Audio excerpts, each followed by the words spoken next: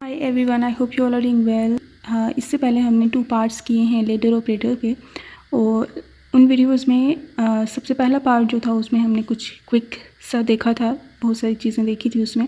और उसके बाद जो पार्ट 2 है और उसमें हमने लेडर ऑपरेटर के बारे में कुछ डिस्कस किया है, जिसमें हमने देखा है कि उसका क्या इफ़ेक्ट आता है LZ और L² ऑपरेटर पे, और वो उसकी आइगन वैल्यूज़ को इंक्रीज़ करता है या डिक्रीज़ करता है। रेजिंग ऑपरेटर कौन सा बनता है, लोअरिंग ऑपरेटर कौन सा बनता है, और जो लेडर डायग्राम है वो कैसे बनती है, हमने वो सारी उसमें चीज़ें डिस्कस की थी।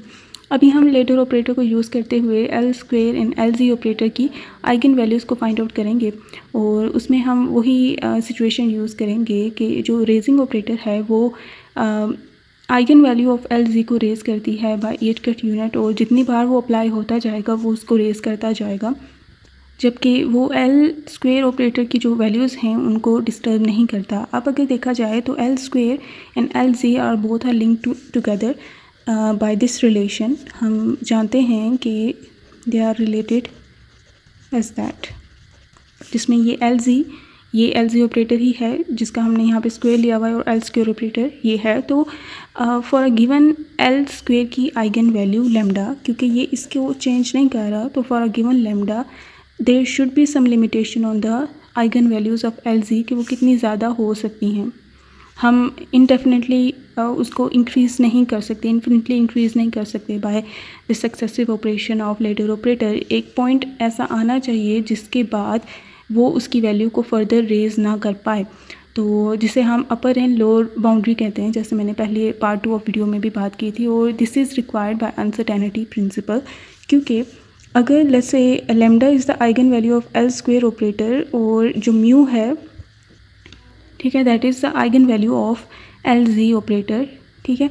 तो जो ये इसकी अगर आइगन वैल्यू है लैम्डा, ठीक है, इसकी आइगन वैल्यू है, और इसकी आइगन वैल्यू अगर म्यू है और उसका अगर हम स्क्वायर ले लें, ठीक है, तो जो इसकी न्यूमेरिकल वैल्यू है L² की, that should be greater then LZ, ठीक है, that should be greater then LZ। या फिर हम कह सकते हैं कि LZ² की जो वैल्यू है that should be less then L² की आइगन वैल्यू, ठीक है।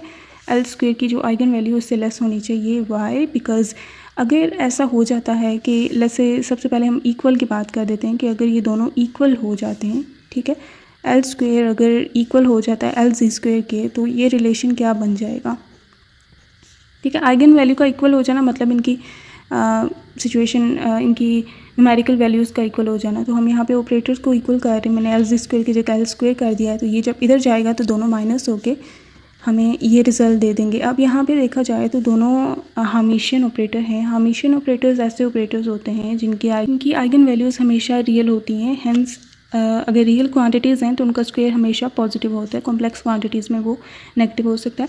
तो this quantity can only be satisfied, this equation can only be satisfied अगर ये दोनों ज़ीरो हों सिमुल्टेनियसली, वरना ऐसी कोई वैल्यू नहीं है जिनके स्क्वेयर्स को अगर ऐड किया जाए तो वैल्यू ज़ीरो आ जाए, ठीक है। अदरवाइज अनटिल अनलेस कि वो कॉम्प्लेक्स हो, तो ये कॉम्प्लेक्स नहीं हो सकती क्योंकि ये फिज़िकल वेरिएबल्स, फिज़िकल ऑब्जर्वेबल्स में से हैं, और फिज़िकल ऑब्जर्वेबल जो होते हैं जिनको आप मेजर कर सकते हो एक्सपेरिमेंटली, वो हमेशा रियल क्वांटिटीज़ होती हैं। Hence this can only be satisfied, इनकी आइगन वैल्यूज़ तभी इक्वल हो सकती है जब LX और LY सिमुल्टेनियसली ज़ीरो हों।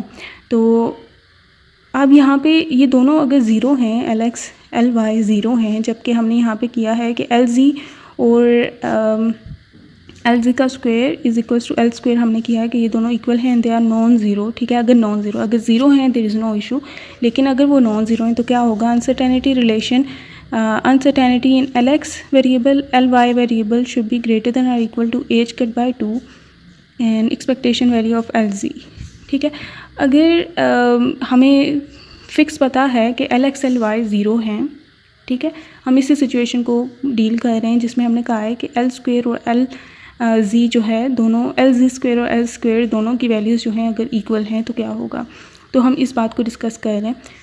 तो यहाँ पे अगर ऐसा है तो ये हमने कहा कि अगर ऐसा होता है तो LX and LY both should be equal to zero, simultaneously zero होना चाहिए। अगर सिमुल्टेनियसली ज़ीरो हैं तो इट मीन्स वी 100% नो कि ये दोनों ज़ीरो हैं, एंड अनसर्टेनिटी इन दोनों में क्या होगी, ज़ीरो होगी, तो this side should be zero. Now 0 is greater than equal to h cut by 2 और ये एल जी, और हम अगर एल जी 0 है, ठीक है, तो ये सिचुएशन सेटिस्फाई करती है। मींस इक्वालिटी का भी यहाँ पे साइन है कि या इक्वल होनी चाहिए ग्रेटर। तो अगर एल जी 0 है, if L Z is equals to 0, ठीक है, तो 0 is greater than equal to 0 and this is a true statement. इस चीज़ में कोई प्रॉब्लम नहीं होगी अगर एल जी भी 0 है, एल एक्स एल वाई 0 है, एल जी भी 0 है, तो कोई प्रॉब्लम नहीं है।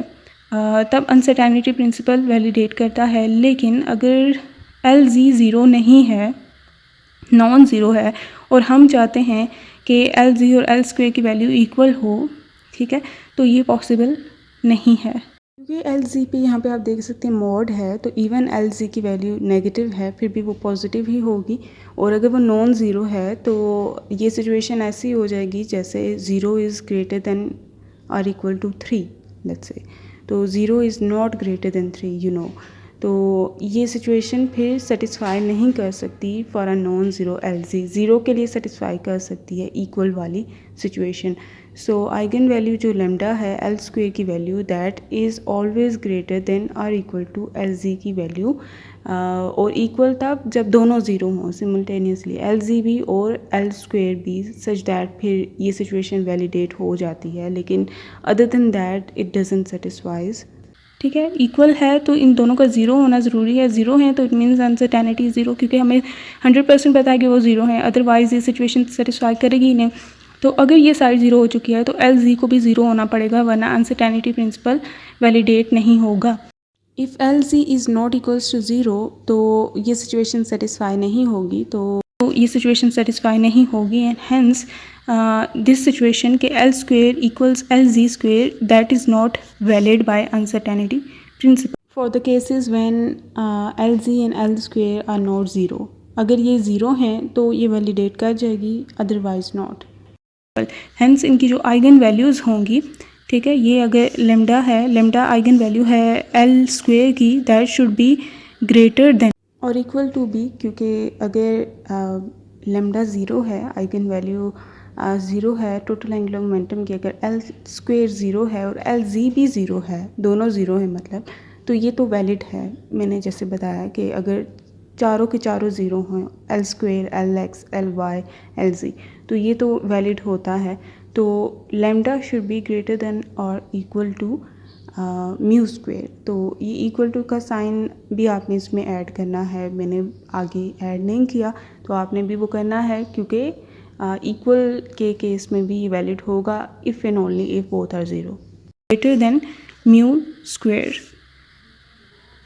ठीक है। स्क्वेयर मैंने इसलिए यूज़ किया है क्योंकि यहाँ पे स्क्वेयर फॉर्म में आ रहा है ना, ठीक है, इस वजह से मैंने स्क्वेयर फॉर्म में लिया है, ठीक है। और लेस देन भी नहीं हो सकती, L square is equals to L X square plus L Y square plus L Z square है, तो ये सारी पॉजिटिव क्वांटिटीज़ हैं। और एल जी, एल वाई और एल एक्स अगर ज़ीरो नहीं है, ठीक है, वही बात आ जाती है, अगर ये ज़ीरो नहीं है, कोई नॉन ज़ीरो डिजिट है, तो एल जी स्क्वेयर से तो ये ग्रेटर ही वैल्यू आएगी ना एल स्क्वेयर की, बिकॉज यू नो ये चीज़ तो उसमें ऐड हो रही है एल जी में, this is equals to L square. तो जब एल जी इज़ अपेरेंटली आप देख सकते हैं, अगर 2 + 3 करेंगे और दैट विल गिव अस 5, और 5 इज़ ऑलवेज ग्रेटर देन 3। अगर मैं 3 इसको ये एलोकेट कर दूँ, अगर इसमें हमेशा कोई चीज़ ऐड हो रही है तो in that way we have come to a conclusion कि for a given lambda value, एक एंगुलर मोमेंटम, अगर total angular momentum state exist कर रही है एल, ठीक है, ऑर्बिटल एंगुलर मोमेंटम, उसके करस्पॉन्डिंग अगर ये आइगन वैल्यू लेमडा है, तो एल जी की value should not be, L Z square की करस्पॉन्डिंग की value should not be greater then lambda, ठीक है। तो ये अब हम सिचुएशन यूज़ करते हुए इनकी आइगन वैल्यूज़ को फाइंड आउट करेंगे।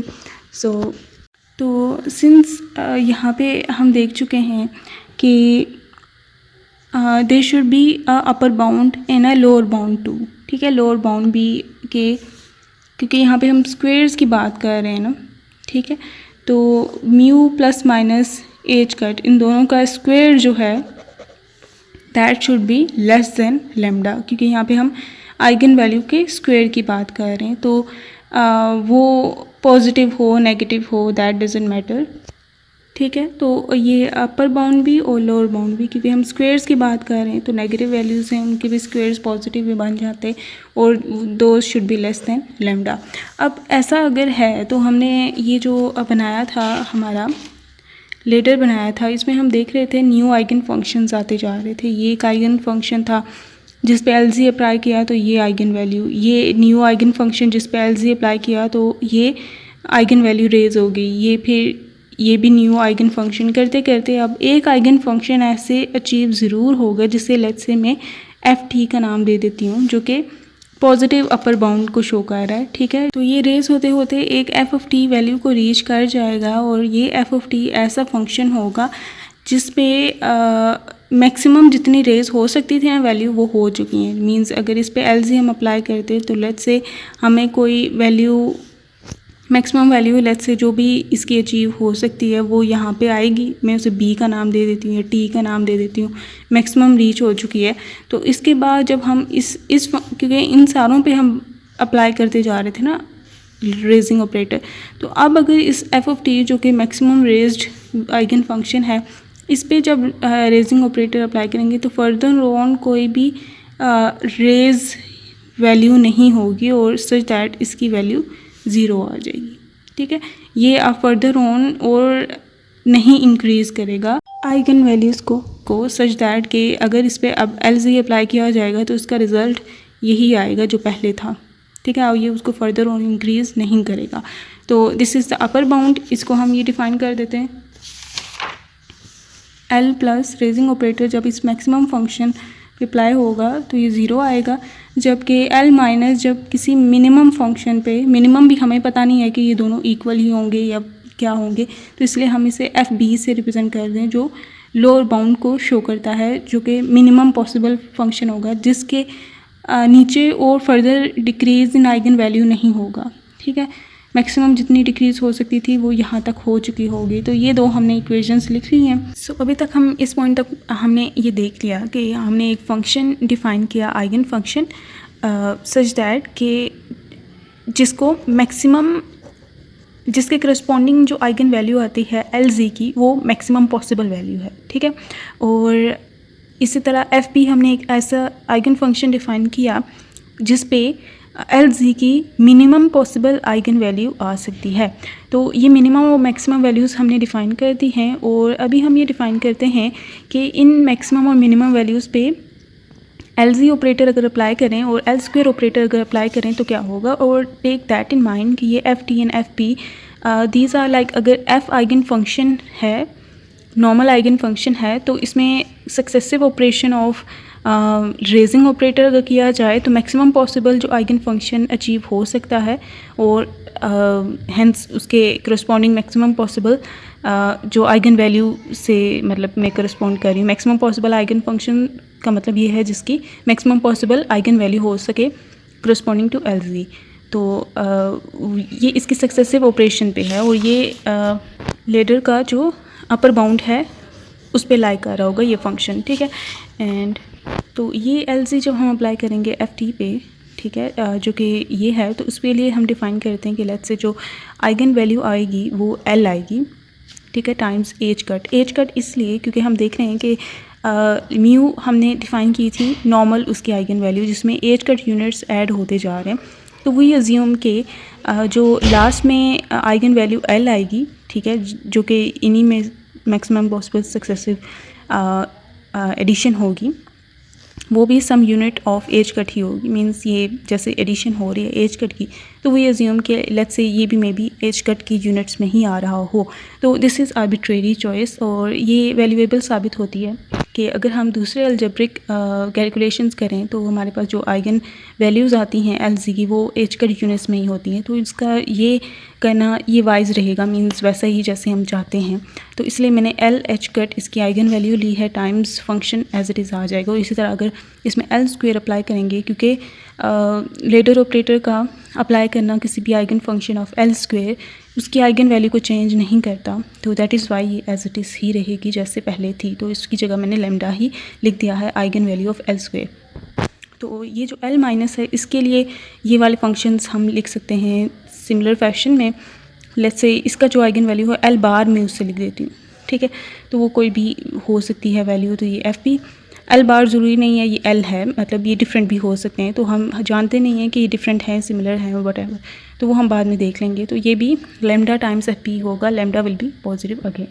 नाउ वी हैव डिफाइंड ये वाली हमने आइगन वैल्यूज़ इक्वेशन लिख चुके हैं, तो इनको हम यूटिलाइज़ करेंगे। सबसे पहले हम इन तीनों को यूटिलाइज़ करेंगे to find out the upper bound, ठीक है, और फिर इसको यूज़ करेंगे to find out the lower bound. फिर हम रिजल्ट्स को देखेंगे कि वो किस तरह से सेंस बना रहे हैं, क्या क्या हो रहा है। हम इसके लिए सबसे पहले जो कैलकुलेशन करते हैं वो L plus minus and L minus plus की प्रोडक्ट करते हैं, ठीक है। इसमें जब हम ये वाले फंक्शंस अप्लाई करते हैं देन हमें रिजल्ट्स मिलते हैं। तो ये फाइंड आउट करने के लिए L plus minus is LX plus minus iota LY, ठीक है। प्रोडक्ट विथ ये माइनस प्लस है तो इट मीन्स कि यहाँ पे माइनस प्लस का साइन आएगा। इन दोनों का प्रोडक्ट हम फाइंड आउट करते हैं तो LX टू LX आएगा सबसे पहले, that is LX square. LX का इसके साथ विच is minus plus aorta LX LY। Order matters here, आप कौन सा ऑपरेटर पहले लिखते हो कौन सा बाद में, तो ये मैटर करता है। तो LX मल्टीप्लाई हो रहा है LY से, तो पहले LX आएगा देन LY आएगा, ओके। तो अब ये मल्टीप्लाई होगा इससे, तो प्लस माइनस अयोटा LY पहले LX बाद में, और ये प्लस ऊपर वाले साइन के साथ और ये नीचे वाला साइन के साथ मल्टीप्लाई होगा। तो देखते हैं क्या आता है। तो प्लस जब माइनस से मल्टीप्लाई होगा तो प्लस माइनस माइनस होता है, ठीक है, और नीचे भी है माइनस और इधर नीचे है प्लस, तो माइनस प्लस मल्टीप्लाई करें फिर भी माइनस आता है। दोनों का रिजल्ट सेम आ रहा है, दैट इज़ वाई एक ही बार माइनस लिखेंगे। अगर दोनों दफ़ा डिफरेंट रिजल्ट आता है तो हम प्लस माइनस या माइनस प्लस जैसी नोटेशन को यूज़ करते क्योंकि सिमिलर है, दैट इज़ वाई से माइनस। और iota in iota is iota square LY square. Iota square makes it positive. Iota square क्योंकि इक्वल होता है -1 की, जब पुट करेंगे तो ये -1 इसको +1 बना देगा मल्टीप्लाई होकर। तो LX स्क्वेयर LY स्क्वेयर को मैं इकट्ठा लिखती हूँ, ठीक है। और ये टर्म लिखने से पहले मैं चाहती हूँ कि हमारी जो होल टर्म्स हैं वो L स्क्वेयर और LZ की फॉर्म में आएँ, क्योंकि हमारी सारी फॉर्मुलेशन और कैलकुलेशन L स्क्वेयर और LZ के नॉन फंक्शंस है ना, क्योंकि हमने जो डिफ़ाइन किया LZ और L स्क्वेयर के लिए, LX LY के लिए नहीं किए, तो दैट इज़ वाई हम चाहते हैं कि वो कन्वर्ट हम करें। तो इसके लिए LZ स्क्वेयर को ऐड भी कर देते हैं और सब्ट्रैक्ट भी कर देते हैं। जो ऐड किया है उसे हम L स्क्वेयर लिख देंगे और जो सब्ट्रैक्ट किया है वो तो हमें ठीक किया है LZ की फॉर्म में, वही तो चाहिए था। तो यहाँ भी ये minus plus aorta LX LY plus minus iota LY LX है। तो इसमें हम कम्यूटेशन रिलेशन को इंक्लोज करना चाहते हैं जो कि LX एंड LY का होता है, which is like LX LY minus LY LX and this commutation relation is equals to iota H cut LZ, ठीक है। तो हम इस फॉर्म में से लाना चाहते हैं, तो ये इसके लिए LX LY का जो कोफिशिएंट है वो पॉजिटिव होना चाहिए, उसके साथ अयोटा नहीं होना चाहिए। दोनों में अयोटा है तो कॉमन ले लेंगे अयोटा, इसके साथ पॉजिटिव साइन आना चाहिए, तो जो भी साइन इसके साथ है वो कॉमन ले लेते हैं, जो कि माइनस प्लस है। कॉमन ले लिया तो इसका ही सारा साइन कॉमन ले लिया, तो यहाँ पे सिर्फ पॉजिटिव साइन LX LY बच गया। तो यहाँ से इन साइंस का रिज़ल्ट क्या आएगा, माइनस वाला ऊपर वाले के साथ हम देखते होते हैं, जो नीचे वाला है वो नीचे वाले साइंस के साथ हम देखते हैं क्या फ़र्क आएगा। तो माइनस हमने कॉमन लिया है ना, तो ये माइनस कॉमन लिया है तो ये अंदर प्लस ऊपर वाला साइन चेंज हो जाएगा, जो कि माइनस ही बन जाएगा, प्लस वाला साइन माइनस हो जाएगा ऊपर वाला, क्योंकि ऊपर वाले में माइनस कॉमन लिया है तो वो साइन चेंज हो जाएगा। लेकिन नीचे हमने क्या किया है, पॉजिटिव साइन कॉमन लिया है, तो पॉजिटिव साइन कॉमन लो तो नीचे वाला साइन सेम ही रहेगा, मतलब अंदर वाला साइन सेम रहते हैं अगर आप पॉजिटिव क्वांटिटी कॉमन लें। तो ये माइनस ही है, तो दोनों रिजल्ट्स में माइनस ही आता है, दैट इज़ एक ही दफ़ा माइनस लिखेंगे और ये कम्यूटेशन रिलेशन इंक्लोज हो गया, that is equals to iota H cut LZ। So ये L स्क्वेयर बन चुका है, ये minus LZ square minus plus iota which is iota H cut LZ। Iota iota is iota square -1 जिसका result आता है LZ, -1 इससे मल्टीप्लाई होगा तो हमारे पास आ जाएगा plus minus h cut LZ। Next step is हम अपर बाउंड फाइंड आउट करना चाहते हैं, तो उसके लिए हम अप्लाई करते हैं दोनों साइड्स पे FT फंक्शन को, ठीक है। तो जब ये हम अप्लाई करेंगे तो ये FT फंक्शन तीनों के साथ सेपरेटली आ जाएगा ना, दोनों साइड्स पे हमने FT फंक्शन को अप्लाई कर दिया on the right side, okay. क्योंकि ये ऑपरेटर्स हैं तो ऑपरेटर्स उनके राइट साइड पे जो फंक्शंस आ रहे होते हैं उन पे ऑपरेट होते हैं, तो इसलिए मैंने ऐसे लिखा है। अब FT फंक्शन से हम मुराद ले रहे हैं जो अपर बाउंड होगा, ठीक है। तो हमने इन ये जो लेडर ऑपरेटर्स हैं ना, इनमें 2 पॉसिबल आ रहे हैं ना कॉम्बिनेशन, एक जिसमें हम ये अपर वाला पार्ट ले रहे हैं जिसमें L प्लस L ये माइनस सारे अपर साइंस आ रहे हैं और इधर भी प्लस वाला साइन, और एक ये नीचे वाला कॉम्बिनेशन है, ठीक है, जो कि L माइनस और ये L प्लस और यहाँ पे माइनस आ रहा हो, ठीक है। तो ये 2 पॉसिबल वैल्यूज़ है ना।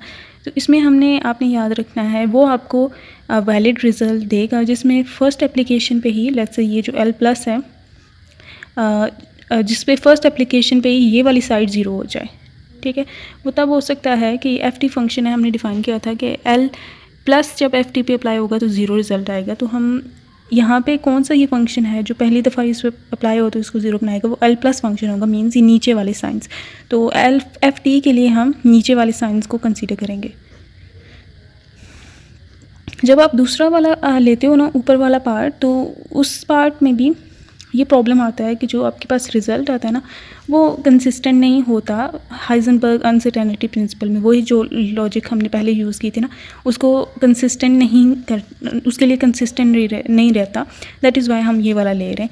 तो उसके लिए भी आपका जो रिज़ल्ट आता है आप उसकी सूटेबल जस्टिफिकेशन दे सकते हो कि जो उसके करस्पॉन्डिंग आइगन वैल्यू लेमडा की बनती है ना वो लेस आती है या इस तरह का कुछ केस बनता है देन LZ स्क्वायर की जो आइगन वैल्यू की वैल्यू आती है। तो वो हमें चाहिए नहीं, तो दैट इज़ वाई वो प्रॉब्लम क्रिएट कर रहा था। इसलिए आपने ये बात याद रखनी है कि जब फर्स्ट एप्लीकेशन पे इसको 0 कर दे तो ये फर्स्ट एप्लीकेशन पे ही ये वाला ऑपरेटर पहले इस पर अप्लाई होगा ना, देन ये तो पहला वाला ये अप्लाई करके इसको 0 कर देगा सच दैट कि ये होल क्वान्टिटी 0 बन जाएगी। और यहाँ पे L स्क्वायर FT पे जब अप्लाई होगा तो हमने क्या डिफ़ाइन किया था कि लेमडा टाइम्स FT ही आएगा, क्योंकि ये पहले हम डिस्कस कर चुके हैं। LZ स्क्वायर जब FT पे अप्लाई हो तो LZ स्क्वायर FT पे अप्लाई कर रहा हो मतलब LZ अप्लाई हो रहा हो FT पे।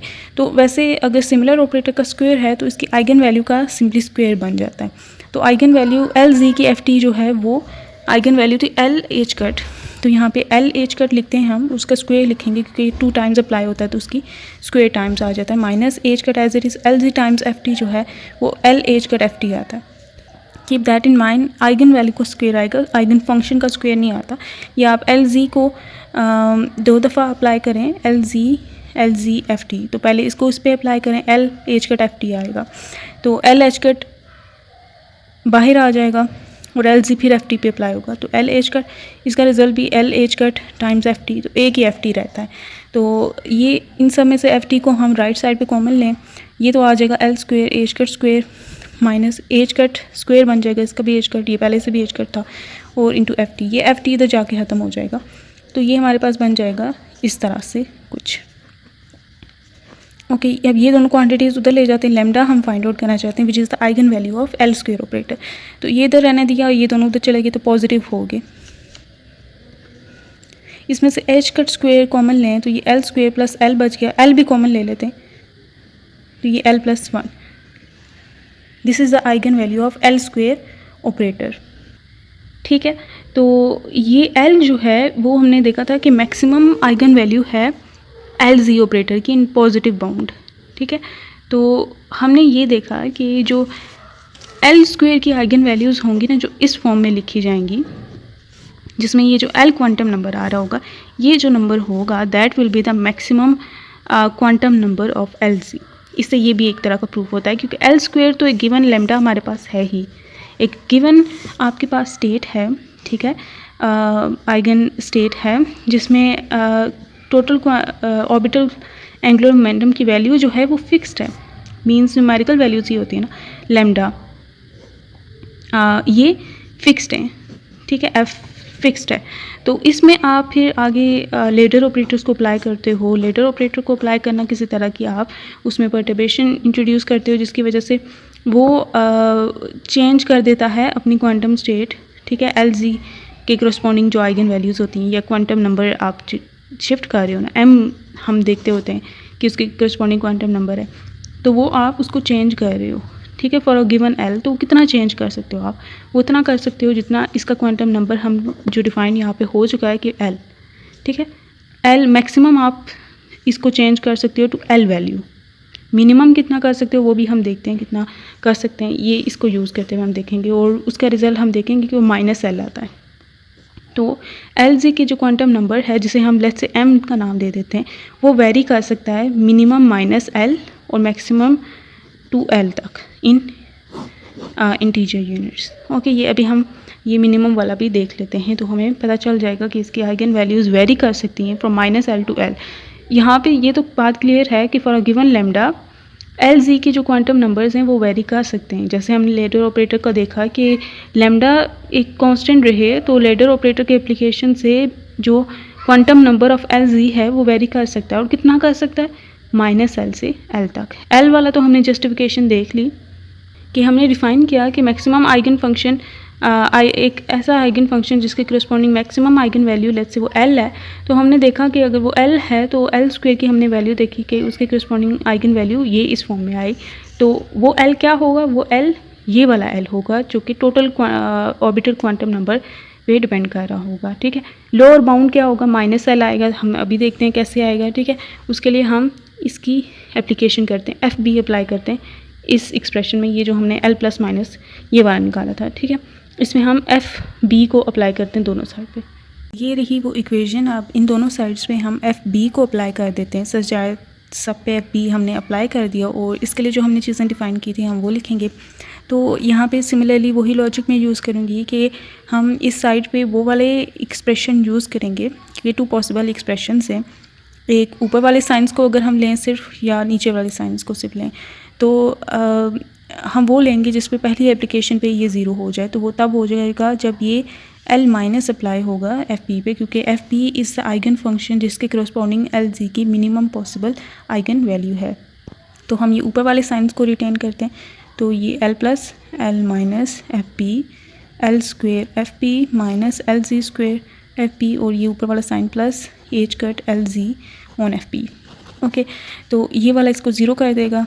ठीक है, l स्क्वेयर FB हमने देखा था कि eigen value of l square is unaffected, तो वो लैम्डा ही आएगी, और ये LZ स्क्वेयर, तो ये इसके आइगन वैल्यू पे सिंपली स्क्वेयर बन जाएगा विच इज़ ये। ठीक है, FB as it is plus h cut l bar h cut FB। ठीक है, तो यहाँ पे 0 equals lambda FB minus l bar का square h cut square FB plus h cut l bar h cut square बन जाएगा FB common लेंगे उधर ख़त्म हो जाएगा, and lambda minus l bar square h cut square plus h cut square l आ जाएगा। ये लैम्डा इधर रहने देते हैं, ये दोनों उधर ले जाएंगे, साइंस इनके चेंज हो जाएंगे। ये l bar square h cut square minus l h cut square और l बार कॉमन लेते हैं, ये बार है इस पर, तो h कट स्क्वेयर कॉमन लिया, तो यहाँ पे l बार -1 बचा। नाउ l बार कैसा होगा कि ये सिचुएशन वैलिड होगी। तो जैसे हमने देखा था कि जो आइगन वैल्यू हम पहले फाइंड आउट कर चुके हैं lambda, that was l into l plus 1 h cut square. ठीक है, तो लैम्डा हमने ये अज्यूम किया है कि चेंज नहीं होगा क्योंकि LZ चेंज हो रहा है सिर्फ। ठीक है, तो लैम्डा जो इस सिचुएशन अपर बाउंड के लिए निकाला वो भी सेम होना चाहिए, और लोअर बाउंड के लिए भी बिल्कुल सेम होना चाहिए, और बाकी तमाम स्टेट्स के लिए भी सेम होना चाहिए जो इनके दरमियान आएंगी। तो ये इनको इक्वेट करते हैं। अभी हमें जो मिला है वो l bar h cut square l बार -1 मिला है, इसको इक्वेट करते हैं और देखते हैं l बार की वैल्यू क्या आती है। ठीक है, क्योंकि हमें पता तो नहीं है l बार क्या है, लेकिन हमें l हमने एक क्वांटम नंबर डिफाइन कर दिया है l स्क्वेयर ऑपरेटर के लिए। This is the eigen value of l square operator. तो हम l बार जो कि लोअर बाउंड वैल्यू है for LZ operator, lower bound quantum number है LZ ऑपरेटर के लिए, हम देखते हैं कि वो इन टर्म्स ऑफ l किसके इक्वल होगा। तो ये दोनों इक्वेट करते हैं, ये h कट स्क्वेयर यहाँ से कैंसिल, यहाँ l स्क्वेयर प्लस l करते हैं, और यहाँ पे l bar square minus l बार करते हैं। ठीक है, तो ये एक क्वाड्रेटिक इक्वेशन बन चुकी है इन वेरिएबल l बार। हमें l बार एज वेरिएबल लिया है, जबकि ये कॉन्स्टेंट्स हैं इक्वल टू 0, ये इधर में ले आई हूँ। ठीक है, और ये साइड 0 हो जाएगी, तो ये l bar square minus l बार minus l bar square minus l बार, ये इक्वल टू 0, या फिर हम इसे इस तरह से लिख सकते हैं, कांस्टेंट माइनस कॉमन ले लेते हैं, l बार l स्क्वेयर है ये प्लस l इक्वल टू 0। ठीक है, ये एक क्वाड्रेटिक इक्वेशन बन चुकी है, जिसे मैं ये लेट कर लेती हूँ कि let y is equal to l bar है, और ये एज इट इज़ रहने देती हूँ। तो ये y square minus y minus l square plus l, ये इक्वेशन बन चुकी है। क्वाड्रेटिक फार्मूला हम लगाते हैं इस पर, तो y इक्वल्स माइनस b, यहाँ पे a जो है कोफिशिएंट होता है y स्क्वेयर का जो कि 1 है, B coefficient of Y which is -1, C ये constant value which is minus into L square plus L, ठीक है, माइनस कॉमन लिया हुआ है, तो minus B plus minus B square minus 4ac का ये under root divided by 4ac ये डिवाइडेड बाई 2a सॉरी, तो ये माइनस बी, तो माइनस इंटू -1 प्लस माइनस हम वैल्यूज़ को पुट कर रहे हैं और देखते हैं क्या रिजल्ट आता है। And C is minus into L square plus L, ठीक है, divided by 2a which is 1, minus minus plus हो जाएगा, प्लस माइनस, और ये -1 का स्क्वेयर इज़ 1, ये माइनस माइनस प्लस हो जाएगा, तो ये plus 4 into L square plus L divided by 2, तो ये 1/2 कॉमन ले लेते हैं, plus minus under root 1 plus 4l square plus 4l, ठीक है, दिस इज़ द स्क्वेयर, अगर आप देखें this is square of 2l plus 1, okay, ये स्क्वेयर इस अंडर रूट से कैंसिल हो जाएगा, तो 1/2 1 प्लस माइनस 2l प्लस 1 बच जाएगा, ठीक है, ये y की वैल्यू, y मीन्स l बार, तो यहाँ पे l बार अब मैं लिख देती हूँ, दैट इज़ इक्वल्स टू 1/2, इसको दोनों साइंस सेपरेट कर देते हैं, 1 प्लस एक दफ़ा आ जाएगा 2l प्लस 1, देखते हैं कौन सा वाला वैलिड है, या l बार इक्वल हो जाएगा 1/2 1 माइनस 2l माइनस 1, मैंने माइनस को दोनों के साथ मल्टीप्लाई कर दी, ये माइनस ये इसके साथ कैंसिल, ये 2 के साथ कैंसिल, तो l बार इक्वल्स टू इसके लिए आया है इक्वल्स टू -l, ठीक है, एक ये सोल्यूशन आ गया है, एक ये सोल्यूशन बनेगा जो कि है 1/2 इंटू ये 1 और 1 प्लस हो जाएंगे 2 प्लस 2l, 2 कॉमन लें तो हमारे पास रिजल्ट आता है l plus 1, l bar equals to l plus 1। Now let's see कौन सा वाला वैलिड है। इससे पहले हमने देखा था कि LC का जो अपर बाउंड है वो L है, ठीक है, तो और हमने डिफ़ाइन किया था कि LC की जो लोअर बाउंड वैल्यू है वो L बार होगी, तो that should be less then L at least, ठीक है, वो L से लेस होना चाहिए। एक अपर बाउंड आपने कह दिया है कि मैक्सिमम वैल्यू जो LC ऑपरेटर की हो सकती है वो L हो सकती है, तो लोअर बाउंड जो आप फाइंड कर रहे हो वो L प्लस 1 मीन्स इससे ही ऊपर आप नहीं लेके जा सकते हैं, लोअर बाउंड तो L से छोटा ही होना चाहिए, ठीक है, तो दैट इज़ वाई हम ये वाला सोल्यूशन नहीं ले सकते और हम ये वाला सोल्यूशन सेलेक्ट करेंगे क्योंकि -L is less than L। Upper bound के लिए फाइंड आउट किया, सोल्यूशन आपके पास L आया है, तो लोअर बाउंड तो L से छोटा ही होना चाहिए क्वांटम नंबर, तो दैट इज़ वाई हम ये वाला सेलेक्ट करेंगे। एंड हेंस इस इक्वेशन के लिए जो लोअर बाउंड हमारे पास आ चुका है L बार वो -L आया है, ठीक है, तो M की या LZ के जो मिनिमम क्वांटम नंबर होगा वो -L होगा और मैक्सिमम क्वांटम नंबर जो है वो +L होगा।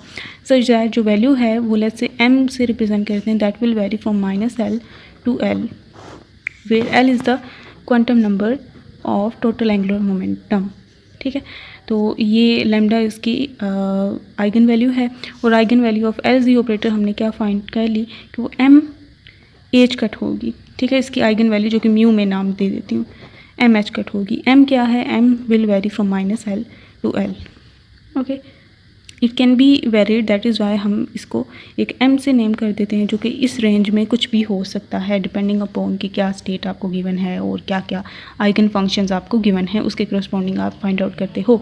सो हमने सक्सेसफुली फाइंड आउट कर लिया eigen value of LZ operator जो हमने पाई। आइगन वैल्यू अगर हम लिखें, हमने म्यू आइगन वैल्यू डिफ़ाइन की हुई थी ना LZ की, हमने ये डिफ़ाइन किया होता है कि LC अप्लाई होता है तो म्यू टाइम्स F आता है, तो ये आइगन वैल्यू है जिसमें क्वांटम नंबर टाइम्स H कटाएगा विच इज़ दिस, और M की वैल्यू क्या है -L बाउंड से लेकर मैक्सिमम बाउंड L तक, और L क्या है, L हमें पता चलेंगे by the eigen values of total orbital angular momentum, okay, जो कि हमने सिमिलरली डिफ़ाइन किया था, दैट इज़ लाइक दैट। और हमने कहा था कि ये बाउंड एग्जिस्ट करना चाहिए because they are bounded to satisfy the uncertainty principle. इस तरह से लेटर ऑपरेटर्स को यूज़ करते हुए, बहुत ही सिंपल ये वाली सिचुएशन यूज़ करते हुए और मैक्सिमम और मिनिमम बाउंड्स को डिफ़ाइन करते हुए on the basis of uncertainty principle हमने फाइंड आउट कर ली eigen values of total orbital angular momentum, और हमने क्वांटम नंबर L को भी पा लिया और LZ ऑपरेटर के लिए भी हमने आइगन वैल्यू को फाइंड आउट कर लिया और हमने देख लिया कि वो कहाँ से कहाँ तक वेरी किया जा सकता है। तो इस तरह से हमने इन दो चीज़ों को यूज़ करते हुए सिर्फ इनकी आइगन वैल्यूज़ को फाइंड आउट कर लिया है, और आइगन फंक्शंस कैसे फाइंड आउट कर सकते हैं वो हम नेक्स्ट वीडियो में देखेंगे।